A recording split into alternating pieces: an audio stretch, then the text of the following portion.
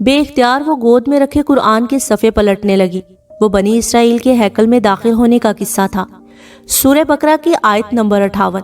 جب انہوں نے ہتتن کی بجائے ہنتتن کہا تھا، محمل کو کبھی یہ قصہ سمجھ میں نہیں آیا تھا۔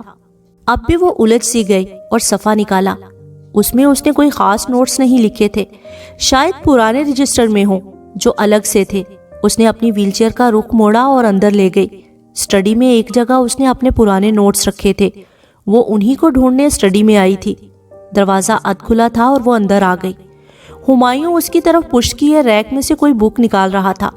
آہٹ پہ پلٹا، ایک نظر اسے دیکھا اور پھر واپس کام میں لگ گیا۔ اجنبیت، سرد مہری، بے حسی مگر زیادہ دل جلائے بغیر وہ مطلوبہ حصے کی طرف بڑھ گئی۔ اس کے نوٹس وہیں رکھے تھے۔ گرد کی ایک تہہ ان پر جمی ہوئی تھی، جیسے ان گزرے برسوں میں بس واجبی سی صفائی کی جاتی رہی ہو۔ ظاہر ہے فرشتے کیا کیا دیکھے۔ اسے کسی دن اسٹڈی کی صفائی کروانا چاہیے۔ وہ سوچتی ہوئی مطلوبہ رجسٹر کھولنے لگی۔ بغیر کسی دقت کے اسے وہ رجسٹر سامنے ہی مل گیا۔ اس پر ہلکی ہلکی سی گرد کی تہہ جمی تھی۔ محمل نے وہ ترچھا کر کے چہرے کے سامنے کیا اور پھونک ماری۔ گرد اڑ کر دور بکھر گئی۔ میں تمہیں چھوڑنا چاہتا ہوں، ہمایوں بغیر کسی تمہید کے کھڑے کھڑے کتاب کے صفحے الٹ پلٹ کرتے بولا تھا۔ لمحے بھر کو محمل کو لگا وہ دھول مٹی اڑ کر ہر طرف چھانے لگی ہے۔ اس نے بمشکل رخ موڑ کر اسے دیکھا۔ وہ بے نیاز سا کتاب کے ورق پلٹ رہا تھا۔ میرا مطلب مکمل علیحدگی سے ہے۔ میں اب یہ رشتہ مزید نہیں نبھانا چاہتا، سو مجھے اپنے پیروں کی زنجیر کھولنے دو۔ سنی ہم دونوں کا بیٹا ہے اور 7 سال کا ہو چکا ہے۔ اس کی کسٹڈی اسے خود ڈیسائیڈ کرنے دینا۔ دھول شاید اس کی آنکھوں میں بھی پڑ گئی تھی۔ وہ سرخ پڑنے لگی تھی۔ وہ لب کچلتی اس کی بات سن رہی تھی۔ اگر سنی تمہارے ساتھ رہنا چاہے تو میں اسے مجبور نہیں کروں گا کہ وہ میرے ساتھ رہے۔ اگر وہ میرے ساتھ رہنا چاہے تو تم اسے مجبور نہ کرنا۔ جو بھی فیصلہ کرو مجھے بتا دینا، لیکن میں فیصلہ کر چکا ہوں۔ اس نے کتاب ریک میں رکھی اور لمبے لمبے ڈگ بھرتا ہوا باہر نکل گیا۔ وہ شدید صدمے کے زیر اثر پتھر بنی وہیں بیٹھی رہ گئی۔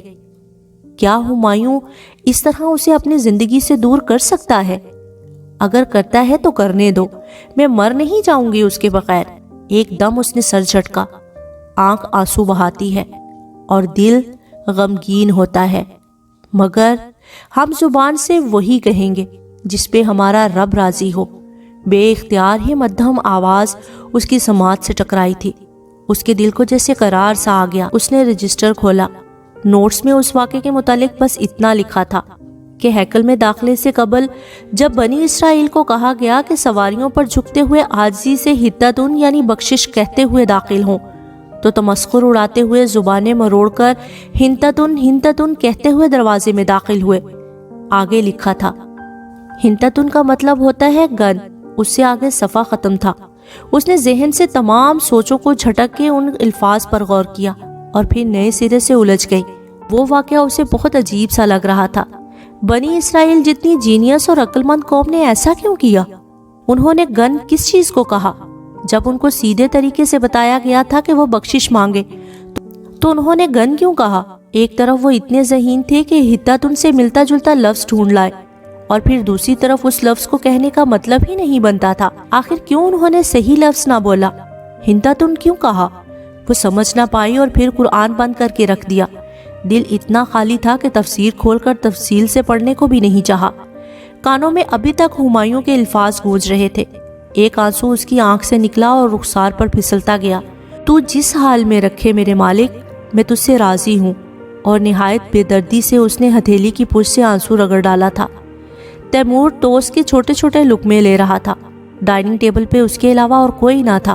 وہ اپنی ویل چیئر گھسیٹتی ہوئی ڈائننگ ہال میں داخل ہوئی تو وہ آہٹ پہ چونکا۔ لقمہ توڑتے چھوٹے چھوٹے ہاتھ رکے اور سر اٹھایا۔ محمل کو آتے دیکھ کر اس کے ماتھے پر بل پڑ گیا۔ اس نے ٹوسٹ کا بچا ٹکڑا زور سے واپس پلیٹ میں پھینکا اور کرسی پیچھے کو دھکیلی۔ بیٹھو تیمور، مجھے تم سے بات کرنا ہے۔ I don't want to talk to you۔ میں آپ سے بات نہیں کرنا چاہتا۔ وہ کرسی دھکیل کر اٹھ کھڑا ہوا تھا۔ مگر مجھے کرنا ہے، اور یہ تمہارے ڈیڈ کا میسج ہے، میرا نہیں۔ وٹ؟ وہ لمحے بھر کو رکا، ماتھے پہ بل اور بھویں تنی ہوئی۔ شاید میں اس گھر سے چلی جاؤں، شاید اب ہم ساتھ نہ رہیں، میں اور تمہارے daddy. I don't care۔ Timur تم کس کے ساتھ رہنا چاہو گے، میرے ساتھ یا ڈیڈی کے ساتھ؟ وہ جانتی تھی تیمور کا جواب کم از کم اس کے حق میں نہیں ہوگا، پھر بھی پوچھ لیا۔ کسی کے ساتھ بھی نہیں، اس نے بیزاری سے شانے اچکائے۔ مگر بیٹا آپ کو کسی کے ساتھ تو رہنا ہی ہوگا، میں آپ کا نوکر ہوں جو کسی کے ساتھ رہوں؟ Just leave me alone. وہ ایک دم زور سے چیخا تھا اور پھر کرسی کو ٹھوکر مارتا اندر چلا گیا۔ وہ تعصب سے اسے دور جاتے دیکھتی رہی۔ یہ تلخ لہجہ، یہ بد مزاجی، یہ اندر بھرا زہر، یہ کس نے تیمور کے اندر ڈالا؟ اور اس سے پہلے کہ وہ اس کے باپ کو مورد الزام ٹھہراتی، ایک منظر اس کی نگاہوں کے سامنے بننے لگا۔ جینز کرتے میں ملبوس اونچی پونی ٹیل والی ایک لڑکی چہرے پہ ڈھیروں بیزاری سجائے چلی جا رہی تھی۔ میں آپ کے باپ کی نوکر ہوں جو یہ کروں؟ اس کے مخاطب پہ بہت سے چہرے تھے، کبھی تائی مہتاب، کبھی مسرت، کبھی کزنز تو کبھی کوئی چچا۔ اسے وہ منہ پھٹ بدتمیز اور تلخ لڑکی یاد آئی اور اس کا رواں رواں کانپ اٹھا۔ ہاں، جو اپنے بڑوں کے ساتھ جیسا کرتے ہیں اس کے چھوٹے بھی اس کے ساتھ ویسا ہی کرتے ہیں، کوئی اس کے اندر بولا تھا۔ راستہ ایک ہی ہے، اس پہ انسان ایک وقت تک چلتا ہے اور پھر آ کر واپس اپنے قدموں کے نشانوں پہ لوٹتا ہے۔ جو ببول اگا کر جاتے ہیں ان کو لہو لہان کرنے والے کانٹے ہی ملتے ہیں، اور جنہوں نے پھول بکھیرے ہوں ان کا انتظار گلستان کر رہے ہوتے ہیں۔ محمل، کسی نے پکارا تو وہ خیالوں سے جاگی اور پھر سختی سے اپنی آنکھیں رگڑی۔ کیا میں نے ٹھیک سنا؟ فرشتے جیسے ہی بے یقین سے اس کے سامنے آئی۔ کیا؟ اس نے خود کو سنبھالتے ہوئے سر اٹھایا۔ محمل، تم اور ہمایوں تم الگ ہو رہے ہو؟ وہ متحیر سی کہتی اس کے سامنے گھٹنوں کے بل بیٹھی اور دونوں ہاتھ اس کی گود میں دھرے ہاتھوں پہ رکھے۔ ہاں شاید، مگر تم نے ایسا فیصلہ کیوں کیا؟ وہ مضطرب سی اس کی آنکھوں میں دیکھتی جواب تلاش کر رہی تھی۔ میں نے نہیں کیا، ہمایوں نے کیا ہے۔ کیا اس نے خود تمہیں ایسا کہا ہے؟ ہاں۔ تو تم نے مان لیا؟ وہ بے یقین تھی۔ میرے پاس چوائس بچی ہے کیا؟ فرشتے ٹکر ٹکر اس کا چہرہ دیکھ رہی تھی۔ فرشتے، میرے اختیار میں نہ کل کچھ تھا نہ آج ہے۔ ہمایوں نے فیصلہ سنانا تھا، سنا دیا۔ اگر وہ میرے ساتھ نہیں رہنا چاہتا تو کیا میں اسے مجبور کروں؟ نہیں، اس نے سختی سے نفی میں سر ہلایا۔ اگر وہ علیحدگی ہی چاہتا ہے تو ٹھیک ہے، میں مصالحت کی آخری کوشش ضرور کروں گی، مگر اسے بھیک نہیں مانگوں گی۔ پھر کیا کرو گی؟ کدھر جاؤ گی؟ فرشتے، میں ہمایوں کی محتاج نہیں ہوں، اللہ کی دنیا بہت بڑی ہے، میں اپنے بیٹے کو لے کر کہیں بھی چلی جاؤں گی۔ تم اس کے بغیر رہ لو گی؟ کیا وہ میرے بغیر نہیں رہ رہا؟ وہ پھیکا سا مسکرائی۔ مگر کیا تم خوش رہو گی؟ اگر اللہ نے میرے مقدر میں خوشیاں لکھی ہیں تو وہ مجھے مل ہی جائیں گی، بھلے ہمایوں میرے ساتھ ہو یا نہ ہو۔ فرشتے تعصب سے اسے دیکھتی رہی۔ آئی ایم ویری سوری محمل، اگر تم کہو تو میں اس کا فیصلہ بدلنے کو… نہیں، اس نے تیزی سے اس کی بات کاٹی۔ آپ اس معاملے میں نہیں بولیے گا، مگر ایک بار مصالحت کی ایک کوشش تو… پلیز فرشتے، مجھے بھکاری مت بنائیں۔ اس نے کچھ ایسی بے بسی سے کہا کہ فرشتے لب کاٹتی رہ گئی۔ مگر وہ ایسا کیوں کر رہا ہے؟ کیا اس نے تمہیں وجہ بتائی؟ کیا میں نہیں جانتی؟ اس نے تلخی سے سر جھٹکا۔ وہ ایک معذور عورت کے ساتھ کب تک رہے، کب تک میری خدمت کرے؟ وہ میری بیماری سے اکتا گیا ہے، میں جانتی ہوں۔ کیا یہی واحد وجہ ہے؟ اس کے علاوہ اور کیا ہو سکتی ہے؟ واللہ عالم۔ خیر، جو بھی کرنا ہے سوچ سمجھ کر کرنا۔ اگر تم نے فیصلہ کر ہی لیا ہے تو اس پر اپنے دل کو بھی راضی کر لینا۔ Love you sister. اس نے اپنے ہاتھ محمل کے ہاتھوں سے ہٹائے اور ہولے سے اس کا گال تھپ تھپاتی کھڑی ہو گئی۔ بس یہ یاد رکھنا کہ میں تم سے بہت پیار کرتی ہوں، اور جب تک تم ٹھیک نہیں ہو جاتی میں تمہیں چھوڑ کر کہیں نہیں جاؤں گی، اوکے؟ محمل نے نم آنکھوں سے مسکراتے ہوئے اس بات میں سر ہلا دیا۔ جب سے ہمایوں نے علیحدگی کی بات کی تھی، فرشتے کے سامنے وہ لاکھ خود کو صابر شاکر ظاہر کرتی، مگر اندر سے وہ مسلسل ٹوٹ پھوٹ کا شکار تھی۔ اس کی یادداشت میں ہمایوں کے ساتھ بیتا ایک ہی سال تھا، باقی کے ماہ و سال ذہن کے پردے پر اترے بغیر ہی سرک گئے تھے، اور وہ ایک سال جو اس نے اس گھر میں محبتوں اور چاہتوں کے بیچ گزارا تھا، جب وہ دونوں گھنٹوں باتیں کرتے تھے۔ وہ کینڈل لائٹ ڈنرز، وہ لانگ ڈرائیوز، وہ روز ہمایوں کے لیے تیار ہونا، وہ ٹیرس پر جا کر رات کو باتیں کرنا، وہ ایک ساتھ کی گئی شاپنگز، ہر شے اس کی یادداشت سے فلم کی طرح گزرتی تھی۔ اور ہر یاد اس کے دل پر مزید آنسو گرا جاتی تھی۔ اور اگر تیمور بھی اس کے ساتھ نہ رہا تب وہ کیا کرے گی، کدھر جائے گی؟ اگر ہمایوں نے اسے گھر سے نکال دیا تو وہ کہاں رہے گی؟ کیا اپنے چچاؤں کے پاس؟ کیا وہ اسے رکھیں گے فرشتے کے ساتھ؟ مگر فرشتے تو خود تنہا تھی، ہمایوں کے گھر میں مہمان تھی، پھر وہ کیا کرے گی؟ یوں لگتا تھا جیسے چلچلاتی دھوپ میں اسے لا کھڑا کر دیا گیا ہے، نہ چھت نہ سائبان۔ مستقبل کا خوف کسی بھیانک آسیب کی طرح اس کے دل کے ساتھ چمٹ گیا تھا۔ بار بار یہ سوال ذہن میں اٹھتے اور وہ بمشکل اس کو جھٹلا پاتی۔ اور پھر آخر کب تک وہ ان کو یوں جھٹکے گی؟ کبھی نہ کبھی تو اسے ان کا جواب چاہیے ہوگا، اور جس کتاب سے جواب مل جایا کرتے تھے اس کے صفحے بار بار ایک ہی آیت سے کھل جاتے تھے، کبھی ایک جگہ سے کھل جاتے تو کبھی دوسری جگہ سے، اور یوں ہی صفحہ سامنے آ جاتا اور داخل ہو جاؤ دروازے سے سجدہ کرتے ہوئے اور کہو حتتن۔ مگر ہیکل سلیمانی کا دروازہ کہاں تھا؟ وہ تو بن سواری کے شہر سے باہر نکال دی جا رہی تھی، اندر کیسے جاتی؟ وہ سپہر بہت زرد سی اتری تھی۔ بلقیس نے اسے بیڈ سے ویل چیئر پہ بٹھایا اور باہر لے آئی۔ تیمور لاؤنج میں صوفے پہ کتابیں پھیلائے بیٹھا تھا۔ اسے آتا دیکھ کر ایک خاموش نگاہ اس پہ ڈالی اور پھر نگاہیں کتاب پر جما لی۔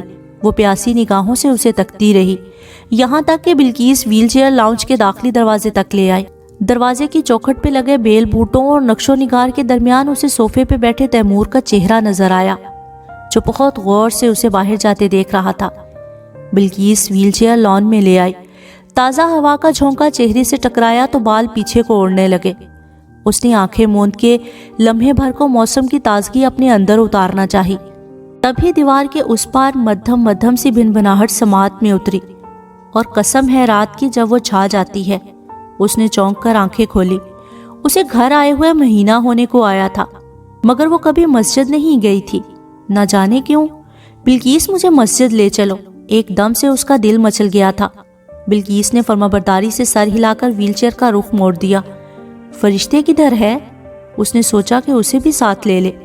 وہ کھانا کھا کر سو گئی تھی۔ چلو ٹھیک ہے، وہ جانتی تھی فرشتے تھکی ہوئی ہوگی۔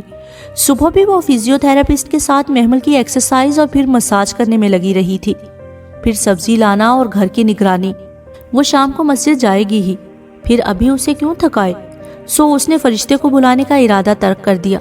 مسجد کا ہرا بھرا گھاس سے مزین لان ویسا ہی خوبصورت تھا جیسا وہ چھوڑ کر گئی تھی۔ سفید ستونوں پر کھڑی عالیشان اونچی عمارت، چمکتے سنگے مرمر کے برآمدے، کونوں میں رکھے سبز لہلہاتے گملے، شور مچاتی دنیا سے دور، ہنگامے سے پاک ٹھہرا ہوا کونا کونا سکون میں ڈوبا ہوا ماحول۔ مسجد کے اندر کوئی اور ہی دنیا تھی، ٹھنڈی تازگی بھری باوقار سی دنیا۔ اس کے در و دیوار سے سکون ٹپکتا تھا۔ وہ جیسے بچوں کی طرح کھل اٹھی تھی، آنکھوں میں چمک آ گئی اور بے اختیار گردن ادھر ادھر گھماتی وہ ہر شے دیکھ لینا چاہتی تھی۔ بلقیس آہستہ آہستہ ویل چیئر آگے بڑھا رہی تھی۔ برآمدے میں سنگے مرمر کی چمکتی سیڑھیاں تھیں، ان پہ مسلسل لڑکیاں اوپر نیچے آ جا رہی تھی۔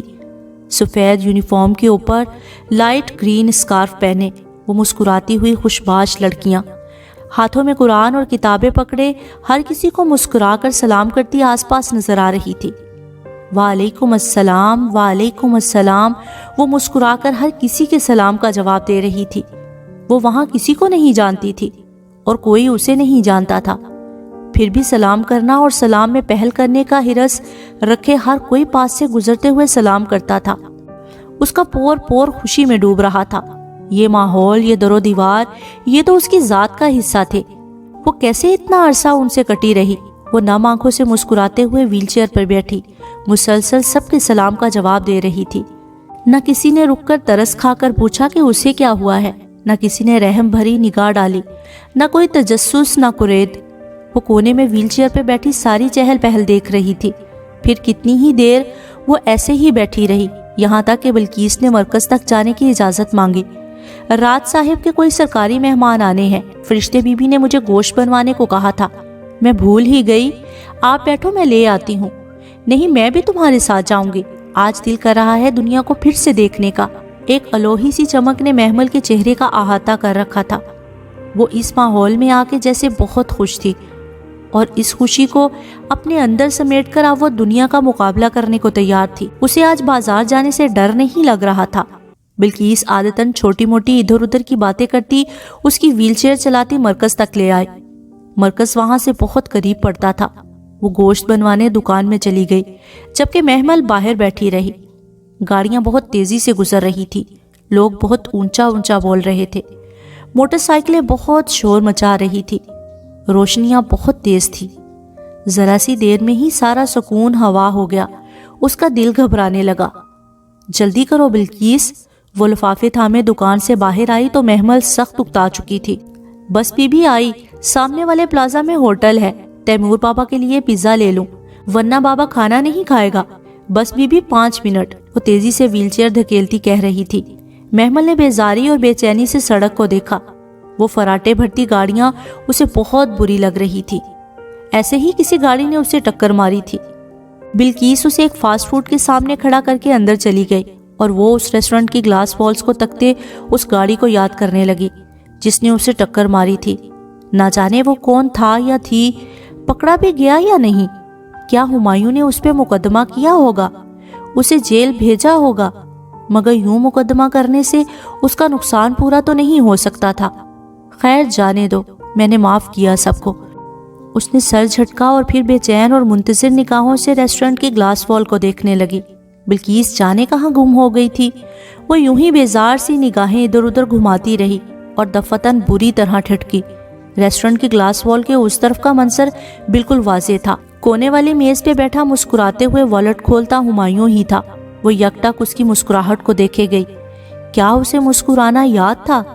کیا اسے مسکرانا آتا تھا؟ اور تبھی اس کی نظر ہمایوں کے مقابل بیٹھی لڑکی پر پھسلی۔ شولڈر کٹ بال، سلیو لیس شرٹ، دوپٹہ نادارد، کمان کی طرح پتلی آئی بروز۔ وہ مسکراتے ہوئے کچھ کہہ رہی تھی اور ہمایوں سر جھٹک کر مسلسل مسکرائے جا رہا تھا۔ اس لڑکی کو وہ اچھی طرح پہچانتی تھی۔ وہ آرزو تھی، وہ واقعی آرزو ہی تھی۔ ہمایوں اب والٹ سے چند نوٹ نکالتے ہوئے کچھ کہہ رہا تھا جبکہ وہ ہنستے ہوئے نفی میں سر ہلا رہی تھی۔ دونوں کے درمیان بے تکلفی واضح اور عیاں تھی۔ تو یہ بات تھی ہمایوں داؤد، تمہیں آرزو ہی ملی تھی؟ اس نے غم سے لب کاٹتے ہوئے سر جھٹکا تھا۔ فرشتے ٹھیک کہتی تھی، یقیناً وجہ کوئی اور تھی۔ اس کی معذوری کا تو بہانہ تھا، اصل وجہ تو وہ پتلی کمان سی ابرو والی شاطر لڑکی تھی جو اس کے شوہر کے ساتھ سر عام لنچ کر رہی تھی۔ اس نے کہا تھا وہ ہمایوں کو اس سے چھین لے گی۔ اس نے ٹھیک کہا تھا۔ محمل نے کرب سے سوچا۔ مغرب کی صدائیں بلند ہو رہی تھی جب بلقیس اس کی ویل چیئر دھکیلتی گھر کے گیٹ میں داخل ہوئی۔ اس کے سامنے ایک ہی منظر تھا، کونے کی ٹیبل پر بیٹھے ہنستے مسکراتے 2 نفوس، ایک جانا پہچانا سا فرد، ایک جانی پہچانی سی عورت۔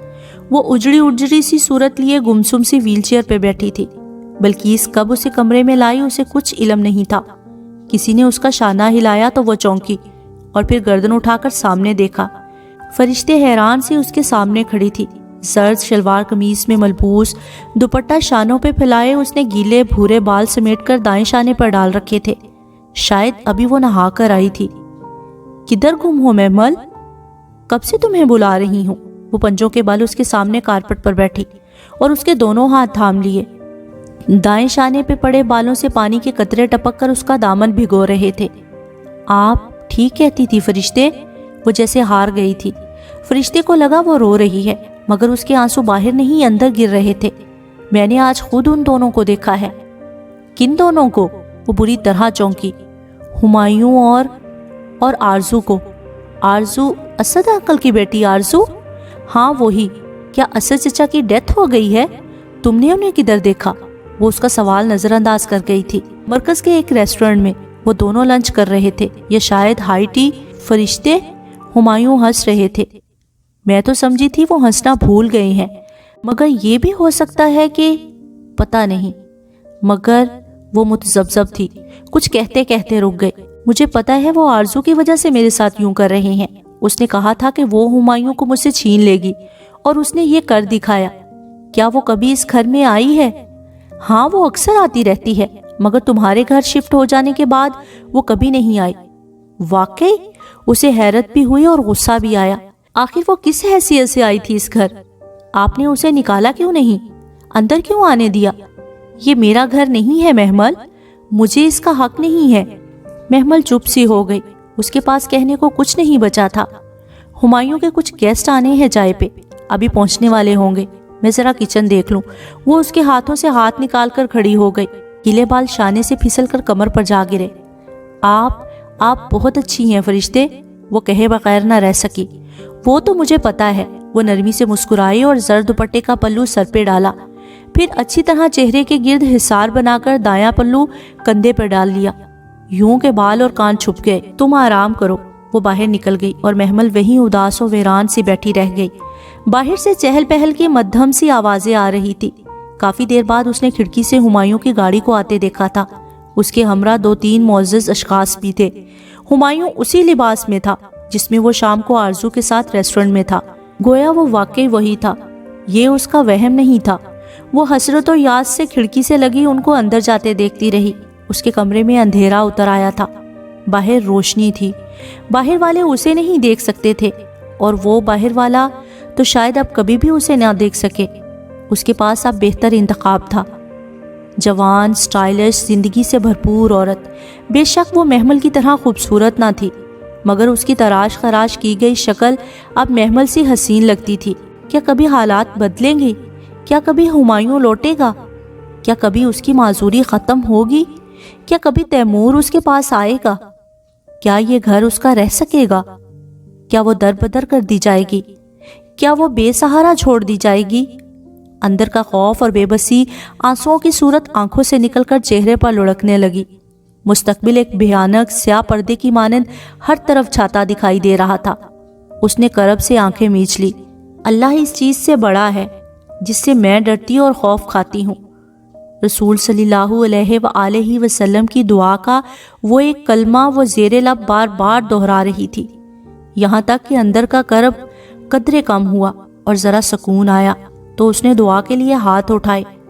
اگر ان لوگوں نے مجھے چھوڑ ہی دینا ہے، نکال ہی دینا ہے، تو مجھے کسی بے قدرے کے حوالے مت کرنا۔ میرے مالک، کوئی امید کا سرا دکھا دے، کوئی روشنی دکھا دے۔ وہ بنا لب ہلائے دعا کے لیے اٹھے ہاتھوں کو دیکھ رہی تھی، آنکھوں سے آنسو اسی طرح بہہ رہے تھے۔ پھر جب بہت رو چکی تو چہرہ پہنچا اور سائڈ ٹیبل پہ رکھا اپنا سفید کور والا قرآن اٹھایا۔ اس کے فرنٹ کور پر مٹا مٹا سا میم اسی طرح لکھا تھا۔ اسے یاد نہیں تھا کہ اس نے آخری بار تلاوت کدھر چھوڑی تھی، پتہ نہیں نشان کہیں لگایا تھا یا نہیں، بس جہاں سے صفحہ کھلا اس نے پڑھنا شروع کر دیا۔ لاشعوری طور پر وہ اللہ تعالیٰ سے رہنمائی چاہتی تھی، اور کس کی بات اس شخص کی بات سے زیادہ اچھی ہو سکتی ہے جو اللہ کی طرف بلائے اور اچھے عمل کرے اور کہے بے شک میں مسلمانوں میں سے ہوں۔ اس نے اگلی آیت پڑھی، اور بھلائی اور برائی برابر نہیں ہو سکتی، سو برائی کو اس طریقے سے دور کرو جو بہترین ہو۔ پھر دفتن وہ شخص جس کے اور تمہارے درمیان عداوت ہے یوں ہو جائے گا کہ گویا تمہارا حمیم یعنی گہرا جانثار دوست ہو۔ اس نے اچنبے سے ان آیات کو دیکھا۔ کیا اب بھی کوئی امید تھی کہ وہ شخص اس کا حمیم بن سکتا ہے؟ اب تو کچھ باقی نہیں رہا تھا، سب ختم ہو گیا تھا۔ اس نے اس آیت کو دوبارہ پڑھا۔ بہت ہی عجب ماجرا تھا۔ آج وہ اپنے شوہر کو کسی دوسری عورت کے ساتھ خوشگپیاں کرتے ہوئے دیکھ آئی تھی، اپنے اس شوہر کو جو برملا اسے علیحدگی کا کہہ چکا تھا۔ اس کا اپنا بچہ اسے بدکتا تھا، اس سے نفرت کرتا تھا۔ اس کی بے انتہا پر امید رہنے والی بہن بھی آج خاموش تھی۔ آج اس نے بھی کوئی امید نہیں دلائی تھی کہ ہمایوں کا رویہ سب کے سامنے تھا۔ اس نے پھر پڑھا، پھر دفتن وہ شخص جس کے اور تمہارے درمیان عداوت ہے یوں ہو جائے گا گویا تمہارا حمیم ہو۔ اور اس خوبی کو ان لوگوں کے سوا کوئی نہیں حاصل کر سکتا جو بہت صبر کرتے ہیں، اور اس خوبی کو ان کے علاوہ کوئی نہیں حاصل کر سکتا جو بڑی قسمت والے ہوتے ہیں۔ میں اتنی صبر کرنے والی اور قسمت والی کہاں ہوں اللہ تعالیٰ؟ اس نے یاد سے سوچا تھا۔ کیا واقعی کبھی بھی ان عداوتوں کو پگھلا نہیں سکے گی؟ کیا اسے مایوس ہو جانا چاہیے؟ باہر سے چہل پہل کی آوازیں بدستور آ رہی تھی۔ محمل کے کمرے کے سامنے ہی ڈرائنگ ہال اور ڈائننگ روم تھا۔ اس نے قرآن بند کر کے شیلف پہ رکھا اور ویل چیئر کو گھسیٹتی ہوئی کھڑکی کے پاس لے آئی۔ قداور کھڑکی کے شفاف شیشوں کے اس پار ڈوبتی شام کا منظر نمایاں تھا۔ دور اوپر کہیں آدھا چاند بادلوں سے جھانک رہا تھا، یہاں تک کہ شام ڈوب گئی اور چاندنی سے کھڑکی کے شیشے روشن ہو گئے۔ وہ اسی طرح اندھیرے میں ڈوبے کمرے میں بیٹھی گردن اٹھائے چاند کو دیکھ رہی تھی۔ دور کرو اسے اس طریقے سے جو بہترین ہو، جو بہترین ہو، جو بہترین ہو۔ ایک آواز بار بار اس کی سماعت میں گونج رہی تھی۔ وہ چپ چاپ چاند کو دیکھتی کچھ سوچے گئی۔ اس نے دیوار پہ آویزاں گھڑی پہ نگاہ دوڑائی۔ 1 بجنے میں ابھی چند منٹ تھے اور ہمایوں 1:30 بجے تک گھر آ جاتا تھا۔ وہ ویل چیئر گھسیٹتی سنگھار میز کے سامنے لے آئی اور قداور آئینے میں اپنا عکس دیکھا۔ ویل چیئر پہ بیٹھی ایک کمزور سی لڑکی جس کے گھٹنوں پہ چادر پڑی تھی اور گیلے بال شانوں پہ بکھرے تھے۔ چہرے کی سفید رنگت میں زردی کھنڈی تھی اور بھوری آنکھوں تلے ہلکے تھے۔ اس نے ہیئر برش اٹھایا اور آہستہ آہستہ بالوں میں اوپر سے نیچے کنگھی کرنے لگی۔ گیلے بالوں سے موتیوں کی طرح ٹپکتے قطرے اس کی سرخ قمیض کو بھگو رہے تھے۔ یہ خوبصورت جوڑا فرشتے نے اس کے لیے بنوایا تھا اور آج بہت شوق سے اس نے پہنا تھا۔ بال سلجھ گئے تو چہرے پہ ہلکا سا فاؤنڈیشن لگایا، پھر گلابی سا بلش آن بکھیرا، آنکھوں میں گہرا کاجل اور اوپر لائٹ پنک آئی شیڈو، پھر پنک اور ریڈ لپسٹک ملا کر لبوں پر لگائی، یوں کہ اوور بھی نہ لگے اور بہت پھیکی بھی نہیں۔ بال ذرا ذرا سوکھنے لگے تھے۔ اس نے ان کو برش سے سمیٹا، پھر دونوں ہاتھوں میں پکڑے اونچا کیا اور پونی میں باندھا، یوں کہ اونچی پونی ٹیل اس کی گردن پر جھولنے لگی۔ محمل کی یادگار پونی ٹیل۔ وہ اسے دیکھ کر اداسی سے مسکرا دی، پھر ڈریسنگ ٹیبل پر رکھا جیولری باکس کھولا اور لٹکتے سرخ یاقوت کا سونے کا سیٹ نکالا، کانوں میں آویزے پہنے اور گردن میں نازک سا نیکلس۔ اب اپنا عکس دیکھا تو خوشگوار سی حیرت ہوئی۔ وہ واقعی بہت اچھی لگ رہی تھی، تر و تازہ اور خوبصورت۔ جیولری باکس کے ساتھ ہی اس کی کانچ کی سرخ چوڑیاں پڑی ہوئی تھی۔ وہ ایک ایک چوڑی اٹھا کر کلائی میں ڈالتی گئی، یہاں تک کہ دونوں کلائیاں بھر گئیں، اور جب اس نے سرخ بڑے سے یاقوت کی انگوٹھی اٹھائی تو اسے پہنتے ہوئے چوڑیاں بار بار کھنک اٹھتی۔ 1:30 بجنے والا تھا۔ اس نے ایک نظر گھڑی کو دیکھا اور پھر پرفیوم سپرے کر کے خود کو باہر نکال لائی۔ ہمایوں ابھی تک نہیں آیا تھا۔ وہ بے چین سی لاؤنج میں بیٹھی تھی، کبھی آویزے درست کرتی، کبھی چوڑیاں ٹھیک کرتی اور بار بار دروازے کو دیکھتی۔ 2 بجنے والے تھے جب اس نے گاڑی کی آواز سنی۔ ایک دم اس کا دل زور زور سے دھڑکنے لگا۔ یہی طریقہ اسے بہترین لگا تھا، سو اس نے اسی کو